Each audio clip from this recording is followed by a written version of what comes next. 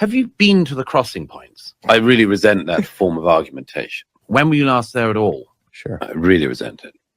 You should at least do the courtesy of visiting it. This is not an attractive invitation. I think it's a good idea to see stuff, particularly if you spend a career talking about something. I have the right to talk about whatever the hell I want.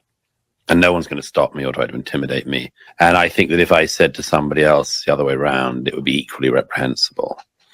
I have a journalistic rule of trying never to talk about a country, even in passing, unless I've at least been there. If I said, shut up, you have no right to criticize anything that Douglas Murray says because... Hang on, you're talking about crossing points.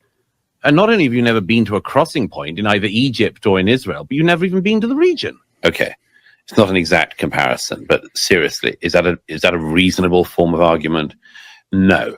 In that case, nobody can talk about anything. We might as well pack up, go home, and isolate ourselves. If you're insisting that you're an expert of some kind, or not claiming you're an expert, but still talking about it, if you've never seen any of this going on. I mean, there are some people who've written about there are people who've written about the Holocaust who didn't experience the Holocaust and have written about it better than people who did. But that is a different matter from spending an awfully long amount of time talking about an issue in a region you haven't even had the courtesy to visit, whilst developing all of these views about it. This idea that the lived experience has to triumph over everything else is not always correct.